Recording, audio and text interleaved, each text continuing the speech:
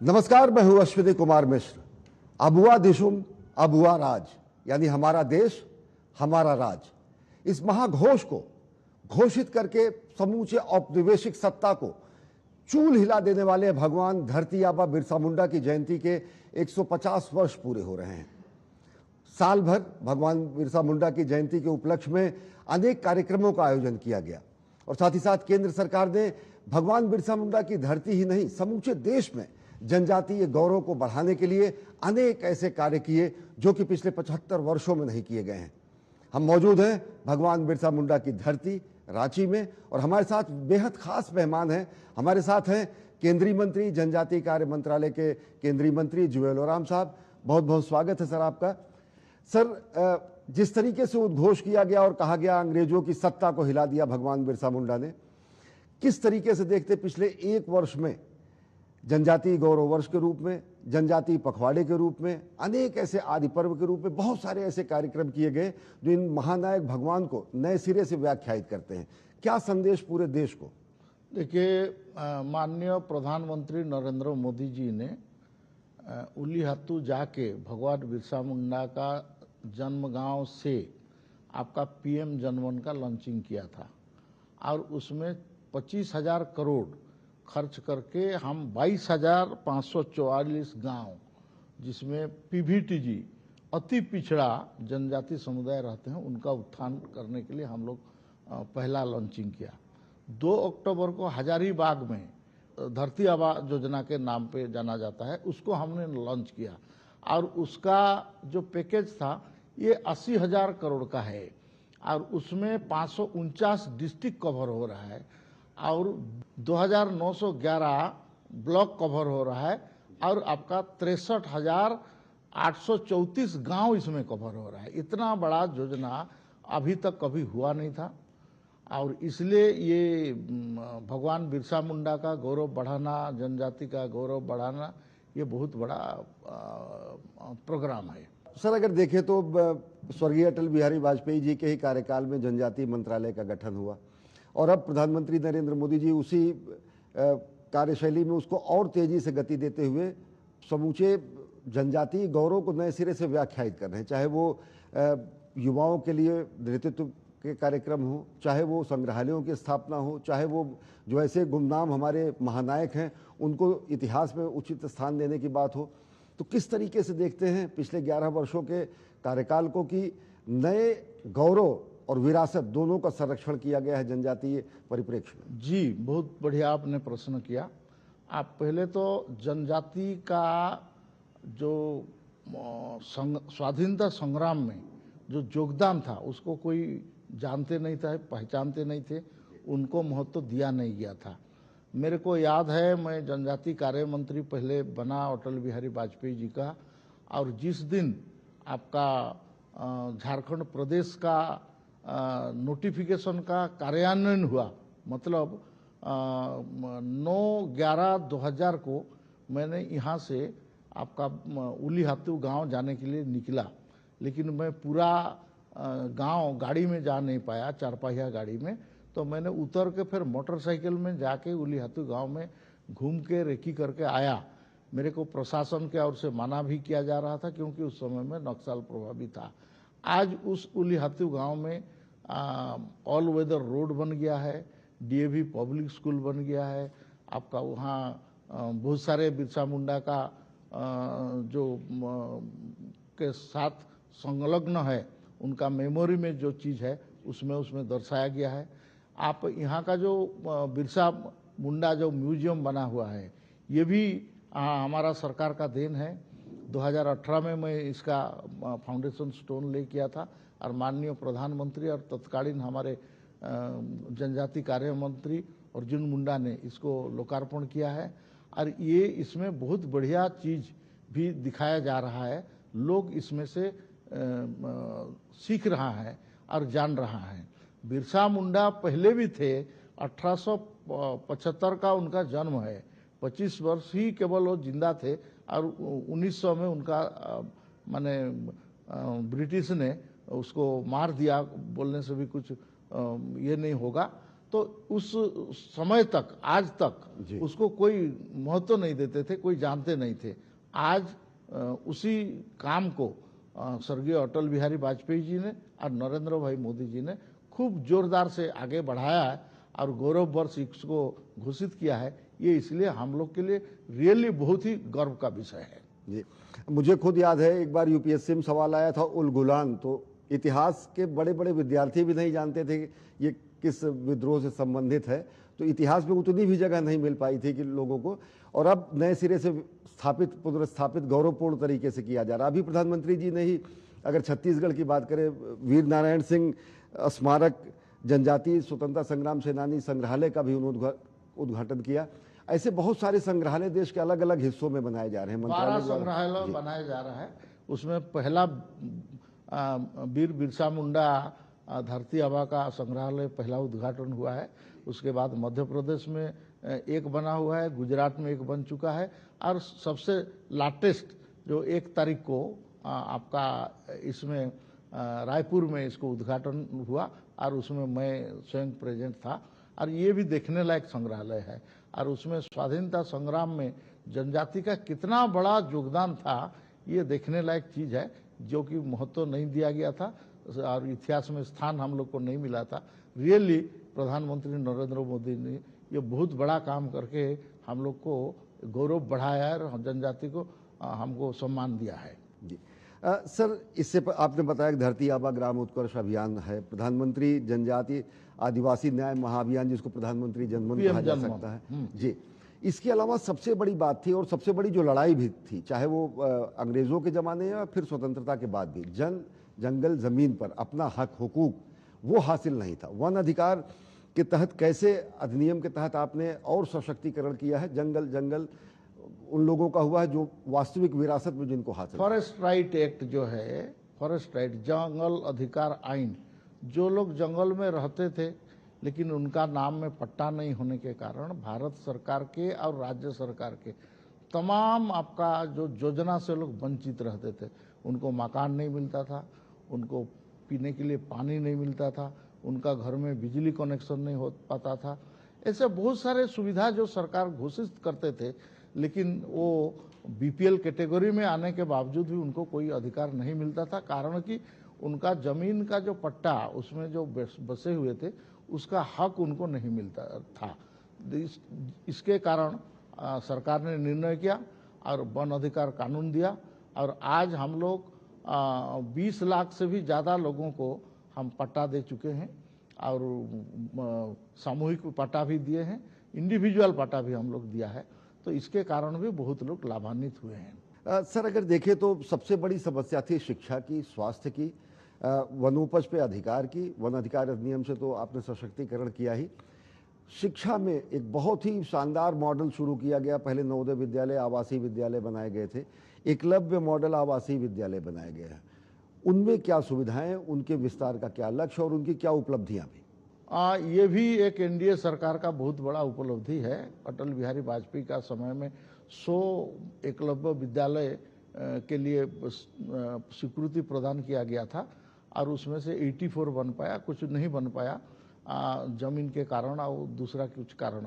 नरेंद्र भाई मोदी जी जब 2014 में भारत सरकार के प्रधानमंत्री का दायित्व लिया और मैंने उनको मिलने गया तो मेरे को एक प्रश्न पूछे कि जुएल, तुम अगर एक चीज़ जनजाति के लिए मांगोगे तो क्या मांगोगे? तो मैंने बोला शिक्षा मांगूंगा। तो वो तुरंत उसके बाद बोले कि एकलव्य मॉडल रेसिडेंशियल स्कूल के लिए 25,000 करोड़ का बजट घोषणा करवाया और उसको आगे बढ़ाया। आज 400 से ज़्यादा एकलव्य मॉडल स्कूल बन चुका है और उसमें से लाखों बच्चियाँ उसमें से क्वालिटी एजुकेशन उनको सीबीएसई कोर्स मिल रहा है और वो लोग आगे बढ़ रहा है। और इंजीनियरिंग, मेडिकल और साइंटिस्ट ये सब में बहुत बढ़िया कर रहा है और ये भी एक गेम चेंजर होगा। ये जनजाति के लिए गेम चेंजर होने जा रहा है। ये बहुत बड़ा स्कीम है और ये बहुत बड़ा भारत सरकार का स्पेंडिंग है। सर, नीतियां होती थी लेकिन कहीं नीयत में हम स्थिति वो उतनी पारदर्शी नहीं होती थी। क्या ऐसी व्यवस्थाएं की गई हैं, सुशासन या फिर शासन या फिर सरकार आपके द्वार जो पूरा का पूरा जो बेनिफिशरीज को डीबीटी तो किया ही जा रहा है, लेकिन चाहे शिक्षा हो, चाहे स्वास्थ्य हो, चाहे आंगनवाड़ी कार्यक्रम हो, चाहे अन्य कार्यक्रम हो, उनको जनजातीय द्वारों तक पहुंचाने का क्या रोड मैप? हाँ, क्या ये सब स्कीम जितना भी हमने बताया आपको, ये सब ऑनलाइन मॉनिटरिंग और रियल टाइम मॉनिटरिंग हो रहा है। इसका सबका डैशबोर्ड है, कौन कितना प्रगति किया, डे टू डे, डेली का डेली इसमें आपका अपडेट हो रहा है। और मैक्सिमम आपका ऑनलाइन होने के कारण, जियो टैगिंग होने के कारण कोई इसको इधर उधर नहीं कर सकता है। आप कहाँ से फोटो उठा के उसको अपलोड किए हैं और किस माने लैटिट्यूड लॉन्गिट्यूड में वो अवेलेबल है, ये भी आप देख सकते हैं। तो ये टेक्नोलॉजी का उपयोग करके भारत सरकार ने, खास करके नरेंद्र भाई मोदी जी ने, प्रधानमंत्री, इसका भरपूर इम्प्लीमेंटेशन में पारदर्शिता है और इसका जोरदार से लागू हो, इसके लिए भी वो काम कर रहे हैं। और इसमें ऑफिसर लोगों को भी, जो काम करने वाले अधिकारी हैं, उनको भी काफ़ी मोटिवेशन करके, ट्रेनिंग दे के, और इसको उनको बार बार मोटिवेशन करके इस काम को करवा रहा है। 15 नवंबर को जनजातीय गौरव दिवस के रूप में मनाया जाना। 1875 में भगवान बिरसा मुंडा का जन्म 15 नवंबर के ही दिन हुआ। 15 नवंबर को ही झारखंड राज्य का गठन हुआ, आज से 25 साल पहले। 25 साल की इस यात्रा में बहुत सारे ऐसे पड़ाव आए। किस तरीके से देखते हैं कि जो जनजातीय आदि पर्व या आदि जो हमारे जनजातीय भाई बहन हैं, वो कितना आगे बढ़ पाए? पहले ये होता था कि मुख्यधारा में उनको शामिल किया जाए, आज हम देख रहे हैं कि मुख्यधारा में शामिल नहीं है, वो ध्वजवाहक बन के घूम रहे हैं। निश्चित रूप से वो माने फ्लैग बियरर हैं, ध्वजाधारी हैं आज। मैं भी आपका 2000 साल या 1999 से रांची आ रहा हूँ एज ए यूनियन मिनिस्टर, और मैंने जो रांची को देख रहा था, झारखंड प्रदेश को देख रहा था, वो आज आगे बढ़ चुका है। और इसमें बहुत सारे लोगों का योगदान है, सरकार का योगदान है, बहुत सारे सरकार का। और क्योंकि ये 25 वर्ष भी पूरा हो रहा है, मैं यहाँ का जनता को और अटल बिहारी वाजपेयी जी को मैं कोटि कोटि प्रणाम कर रहा हूँ, उनको बधाई दे रहा हूँ। आगे और बढ़े, और भारत सरकार का निरंतर यहाँ का, इस प्रदेश का बढ़ने में, आगे बढ़ने में हम मदद देते रहेंगे। जी सर, जब झारखंड, छत्तीसगढ़, इन राज्यों की बात आती थी, चाहे गठन के पहले भी अगर, या फिर जब ये पूर्ववर्ती अपने राज्यों के हिस्से थे, बहुत बड़ी समस्या थी नक्सलवाद की। लेकिन बाकायदा टाइमलाइन तय किया गया कि 31 मार्च 2026, और हम देख रहे हैं कि अब कुछ एक जिलों तक सिमटी हैं, वो भी छत्तीसगढ़ में। और कितना ज़्यादा सशक्तिकरण जनजातीय समुदाय का, क्योंकि एक पैरेलल इकॉनमी या फिर पैरेलल तंत्र या फिर पैरेलल जो है एडमिनिस्ट्रेशन वो चल रहा था। हाँ, ये तो सही था। लेकिन इसके एनडीए आने के बाद, इसमें आडवाणी जी का भी मैं नाम लेना चाहता हूँ, गृह मंत्री होने के बाद, और अभी अमित भाई शाह जी ने जो गृह मंत्री के नाते और सरकार का पॉलिसी के नाते, एनडीए सरकार का पॉलिसी के नाते, हम नक्सलवाद को बिल्कुल जड़ से ख़त्म करेंगे, ये संकल्प लिया गया। और उस लाइन में बहुत सारे काम किया गया। डीजी कॉन्फ्रेंस करना, नक्सल ऑपरेशन के लिए स्पेशल ऑपरेशन फोर्स बनाना, फिर पुलिस को उस टाइप का, उस एरिया का पुलिस स्टेशन और बाकी जो तंत्र को मजबूत करना, ये सबको किया गया, जिसके कारण नक्सल बाध्य होके एक टाइप का सरेंडर कर रहा है, और नहीं तो वो लोग को उस रास्ता को छोड़ने के लिए बाध्य हो रहा है। जी सर, एक चीज़ थी कि जैसे जब हम ग्रामीण परिवेश में आते हैं, इन अंचलों में आते हैं जहाँ पर जनजातीय समुदाय रहता है, वो जनजातीय समुदाय पहले शहरों तक नहीं पहुँच पा रहा था। सरकार की बहुत सारी ऐसी स्कीम्स हैं कि अब उनको ग्लोबल प्लेटफॉर्म भी दिया जा रहा है, कि जो वोकल फॉर ग्लोबल तो कहा ही जाता है, लेकिन वो ग्लोबल मेक्स ग्लोबल की स्थिति भी आ रही है। हाँ, आ रही है। उसमें हम लोग का 4000 से ज़्यादा बंधन केंद्र अभी हम लोग बना चुके हैं। और आपका ट्राइब्स ऑफ, आज भी मैंने ट्राइब्स ऑफ रांची में गया था, अब ट्राइब्स ऑफ का नेटवर्क हो रहा है।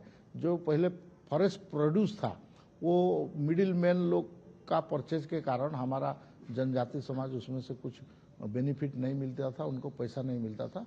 आज ये सब आपका ऑनलाइन में, आपका डिजिटल प्लेटफॉर्म में, एवं travel entrepreneurs development, very recently आपका दिल्ली में ट्रैवल एंटरप्रेन्योर डेवलपमेंट शिफ्ट हुआ, स्टार्ट अप में और ये सब में आए ट्रैवल भी, इसके लिए जोरदार काम हो रहा है और इसमें भी काफ़ी प्रगति हुआ है। सर एक चीज़ और जानना चाहेंगे, जैसे शिक्षा तो एकलव्य मॉडल स्कूल के तहत दिए जा रहे हैं, वो आवासीय विद्यालय हैं, लेकिन बहुत बड़ी संख्या में छात्रवृत्ति दी जाती है, चाहे वो प्री मैट्रिक हो, पोस्ट मैट्रिक हो।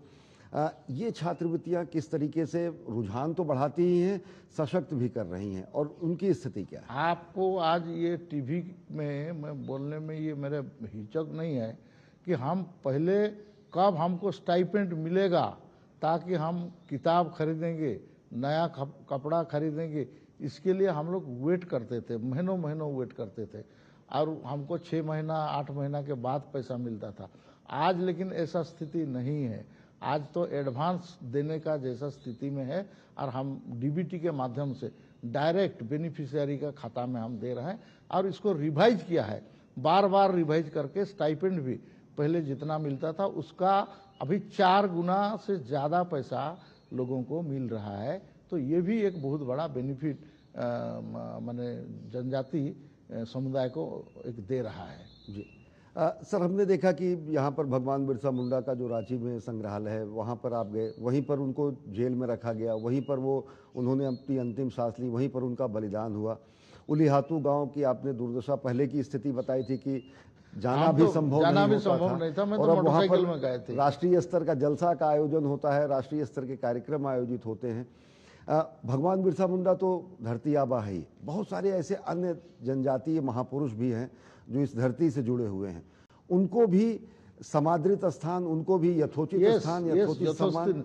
मैं जो 12 जो म्यूजियम बनाया जा रहा है उसमें से यह आपका रांची का माने में जो म्यूजियम है, ये पूरा झारखंड के जितना भी फ्रीडम फाइटर है, माने बिरसा मुंडा, सिद्धू कानू, चांदो भैरव, ये सबका उसमें आप चित्र देखेंगे, प्रतिमूर्ति देखेंगे, और उनके बारे में लेख, उनका किया हुआ काम, ये सब मिलेगा। ऐसे छत्तीसगढ़ में वीर नारायण शाह जी का में उनका नाम में बना है, लेकिन केवल उनका गैलरी नहीं है, उसमें बाकी जो हम लोग का फ्रीडम फाइटर्स थे उनके बारे में भी है। ऐसे हमारा उड़ीसा में जो TRI ट्रैवल रिसर्च इंस्टीट्यूट बना है, या संग्रहालय बना है, म्यूजियम बना है, उसमें भी है। ऐसे आपका नागालैंड का हमारा रानी गाइदिन्ल्यू का है, आपका इसमें गुजरात का है, मानगढ़ का है, राजस्थान और गुजरात का, ये सबका बारे में अभी धीरे धीरे आपका ये उजागर हो रहा है और लोग जान रहे हैं। पहले तो इसका नामो निशान नहीं था, इसको कोई नहीं जानते थे, आज सब लोग इसको जानने लगे हैं, और ये इतिहास का पन्ने में, और लोगों को खास करके न्यू जनरेशन को, यंग जनरेशन को, ये सब लाभ उनको मिल रहा है। भगवान बिरसा मुंडा के जन्म जयंती के 150 वर्ष हो रहे हैं। संयोग ये है कि वंदे मातरम के 150 वर्ष पूरे हुए हैं। देशव्यापी कार्यक्रम तो हो ही रहा है। अभी पूरा का पूरा पखवाड़ा, जनजाति गौरव पखवाड़ा, भगवान बिरसा मुंडा का 150 का पूरा साल मनाया गया है। हाँ, पूरा एक वर्ष मनाया गया, पूरा एक वर्ष। वंदे मातरम का भी मनाया जाएगा, लेकिन आपका वंदे मातरम का पार्टी की ओर से स्पेशल प्रोग्राम था, और उसमें हम लोग सब शामिल हुए थे। इसमें भी एक बहुत बड़ा साजिश था, वंदे मातरम को अनादर करना। बंकिम चंद्र चट्टोपाध्याय का लेख वंदे मातरम गीत के माध्यम से जो देश स्वाधीन हुआ, इसको भी कैसे माने वोट राजनीति के कारण इसको साइड कर दिया गया था, ये भी एक बहुत बड़ा विषय है। इसके बारे में भी शायद आगे चल के सरकार और पार्टी ये लोग इसमें चिंता करेंगे और इसमें कुछ काम करेंगे। जी सर, अगर देखें कि जब ये पूरा छोटा नागपुर प्लेटो, या फिर ये पूरा का पूरा क्षेत्र बंगाल प्रेसिडेंसी का ही हिस्सा हुआ करता था, अविभाजित भारत और औपनिवेशिक भारत की स्थिति में, यहाँ उलगुलान तो हुआ ही, उसके अलावा बहुत सारे ऐसे विद्रोह हुए, चाहे संथाल विद्रोह कहा जाए, चाहे वो छोटा नागपुर प्लेटो के मोपला विद्रोह किए जाएं, वो इस पूरे क्षेत्र में हर एक जनजातीय संवर्ग ने, किसी भी वो वर्ग का हो, उन्होंने आज़ादी की लड़ाई में पूरा योगदान दिया। निश्चित, वही तो मैं बता रहा हूँ कि यहाँ का जनजाति समाज का इतना बड़ा अंग्रेज को माने यहाँ से देश से निकालने के लिए जो योगदान था, उसमें उनको स्थान नहीं मिला था। अभी धीरे धीरे स्थान मिल रहा है। हमारा सरकार इसमें पूरा माने कटिबद्ध है, पूरा हम कमिटेड है कि हम ये सब काम को अब फिर आगे बढ़ाएंगे और जोरदार जनजाति समाज का गौरव बढ़ाएंगे। जी सर, अगर देखिए पूर्वोत्तर के में भी जनजातियों की बहुत बड़ी हिस्सेदारी है वहाँ के सामाजिक विन्यास में। पूर्वोत्तर का जो समाज है वो कहीं ना कहीं मातृसत्तात्मक और अलग अलग रीति रिवाजों और जनजातीय प्रथाओं से संचालित किया जाता है। कैसे वहाँ पर भी विकास के और सांस्कृतिक संरक्षण के साथ साथ जो प्रथाएं हैं उनका भी संरक्षण? नहीं, उसको हम कर रहे हैं ना, हम कर रहे हैं। आपका 5th शेड्यूल 6th शेड्यूल आप जानते हैं कि इनका स्पेशल एडमिनिस्ट्रेशन भी सरकार का हाथ में, गवर्नर का हाथ में रहता है जी। तो उसको हम लोग इंश्योर करवाते हैं कि वहाँ का प्रथा परंपरा जो है, जो साइंटिफिक है और जो रियली बनाए रखना आवश्यक है, उसके लिए हम लोग प्रोत्साहन देते हैं। और ट्राइबल रिसर्च इंस्टीट्यूट इसके लिए काम कर रहा है और उसमें हम लोग उनको ग्रांटीनेट देते हैं, उनको अनुदान देते रहते हैं। जी सर, एक और चीज़ जानूंगा, जैसे पहले बहुत ज़्यादा नीतियाँ तो होती थी लेकिन उनका ज़मीनी हकीकत पर, ज़मीनी धरातल पर उनका लाभ लोगों का नहीं दिखता। तो वर्तमान सरकार की अगर कार्यशैली देखें तो नीतियाँ तो बनती ही हैं, बजटीय आवंटन होता ही है, लेकिन रियल टाइम मॉनिटरिंग के साथ साथ लाभार्थियों का भी आकलन किया जाता है। किस तरीके से आपका मंत्रालय ये सुनिश्चित कर रहा है कि एकदम धरातल पर ये पूरे सारे हमारा मंत्रालय बहुत समय में हम थर्ड पार्टी ऑडिट जिसको बोलते हैं और एक टाइप का सामाजिक ऑडिट, सोशल ऑडिट, उसके लिए आदि क्रम जो कि हम लोग अभी अभियान चलाए हैं, जिसके कारण क्या है ना, गांव में गांव का क्या विकास होना चाहिए उसको पहले वो लोग माने एक्शन प्लान, आपका विलेज एक्शन प्लान उसको बनाते हैं और उसको ऊपर में प्रेषित करते हैं, फिर हम उसको कार्यान्वयन करते हैं। तो हम बहुत सारे वॉलंटियर्स बना रहे हैं और उसके लिए हमका बहुत सारे लेवल में, आपका नेशनल लेवल में, स्टेट लेवल में, डिस्ट्रिक्ट लेवल में, ये सब मल्टी लेवल में हमारा काम चल रहा है। अब बहुत सारे लोग हम लोग के साथ जुड़ रहा है, अपना अधिकार जान रहा है, सरकार का स्कीम के बारे में जान रहा है और उसका ज़्यादा से ज़्यादा बेनिफिट कैसे लिया जाए उसके लिए वो लोग काम कर रहे हैं। तो ये भी एक जन भागीदारी, सबका साथ, सबका विकास और सबका प्रयास इसमें होना चाहिए, ये नारा भी इसमें शामिल होकर जा रहा है। सर, अभी दिल्ली जैसे राजधानी में आदि पर्व मनाया गया, बहुत सारे ऐसे कार्य किए गए, आदि कर्मयोगी अभियान भी चलाया गया जो कि एक लीडरशिप तैयार करना है युवाओं में, उनकी क्षमता को देखते हुए, उनकी आवश्यकताओं को देखते हुए और क्षेत्रीय जो विन्यास है उनको देखते हुए। ये कैसे एक नई पीढ़ी तैयार करेगी जनजातीय नेतृत्व के लिहाज से और जनजातीय अभ्युदय का कारक बनेगी? ये भी माननीय प्रधानमंत्री जी और माननीय महामहिम राष्ट्रपति जी, वो भी ट्राइबल हैं, हम लोग का जनजाति समुदाय के हैं और यहाँ का गवर्नर भी थे।